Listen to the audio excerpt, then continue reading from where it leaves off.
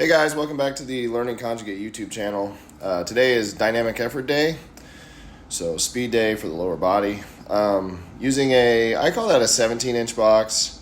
I'm not sure it's exactly 17 because, I haven't actually measured it, but I think that box that I'm sitting on is 12, and then I add some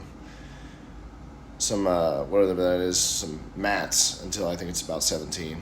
Each mat is about a half-inch thick, so I had 10 of those, and I called it a 17-inch box. Anyway, so today we're using the safety squat bar. This is the version 1 Titan Fitness safety squat bar for 8 doubles, which is like the sort of the book of methods, old school set and rep count.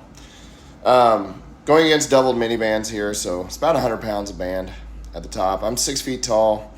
And so, I think it's about 100. I've measured it before. I have a fish scale that I measured it with. It's about 100 pounds of band tension. Also, you'll notice, unfortunately, due to me being 6 feet tall, this rack I bought with the monolift hooks, I have to get into a pretty bad position to pick the weight here. This is 135 here. And just working up. But I have to get into it's almost like a partial range good morning to unrack the bar, which may be a good thing, maybe a bad thing, I don't know. Maybe a little double edge there, but I think my lower back and my back generally is getting some more work just by doing all those good mornings out of the rack. But it definitely makes max effort attempts a lot harder, especially with the safety squat bar, because the safety bar, to the uninitiated, I remember people saying, "Oh, that looks easier," squatting with that bar. No, it's much harder, especially on the thoracic spine. It really tries to pitch you forward. I remember. Oh, by the way, this is 2 1/4. And the working weight today is going to be, I think it's 295 for 8 doubles. So 295 plus about 100 in bands for 8 doubles. Really focusing on driving through the concentric portion of the lift and trying to really stand up hard. So working on that rate of force production and just trying to get everything to try to fire at once. Again, a little bit on the dynamic effort method. In his book, The Practice and Science of Strength Training, Dr. Verkhoshansky talks about what the Soviets believed were the 3 ways to elicit the greatest number of muscle fibers possible in any particular lift. So you have, of course, the maximal effort method, which you have to use the maximal number of muscle fibers or you just won't move the bar. Nobody ever does.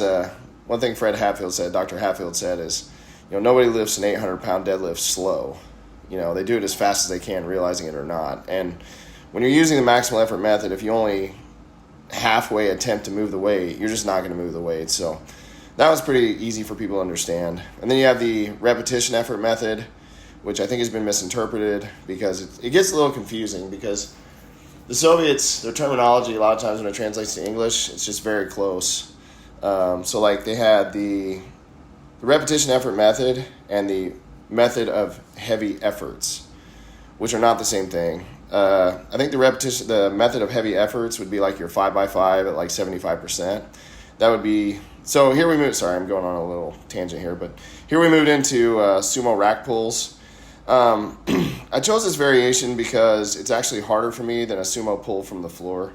Again, we did 8 doubles here. I didn't get them all recorded, but 8 doubles here. From the floor, my best sumo pull is 600, although it was hitched and stuff like that. But it was still 600, so whatever. I'm counting it. But here, from this pin height, my best pull is, I think, 545. So, again, people, I think they think if it's a partial range of motion, it's going to be easier, but that's not always the case. So, I think a bench press, deadlift, and even the squat, you can get to a point in that range of motion where you're actually a lot weaker, even though it's a shorter range of motion, because it's taking out some of the muscle groups that are helping. So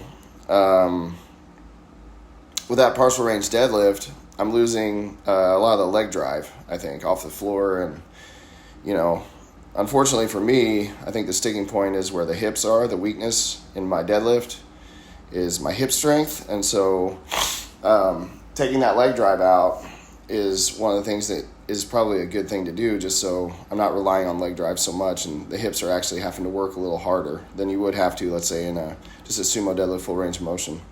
After that, we moved on to reverse hypers. I think it was a set of 30 this day.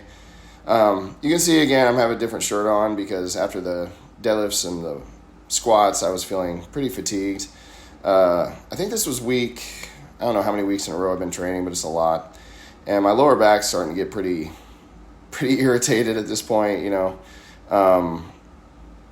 just because it's a lot of training in the lower back. One of the things Louis Simmons said, I think, is that I heard him say in a video once was like, your triceps and your hamstrings should always have some residual soreness going on, always.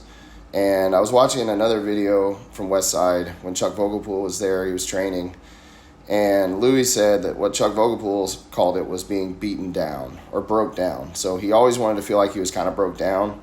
So when you do take a recovery week or like deload or whatever, the idea is to, hopefully get rid of that fatigue. So we moved on to some belt squats here with a box.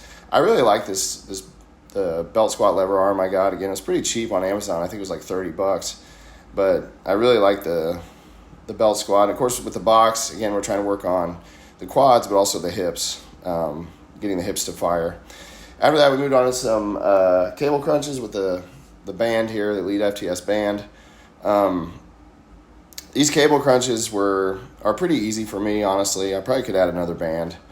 But my abs were still sore from doing the ab wheel like a week before or something, or 5 days before or something. So I wanted to go with something easier. Again, with this being dynamic effort day, even the supplemental lifts, we're not going super heavy. A lot of it's going to be like body weight or something that's not super challenging, just because it's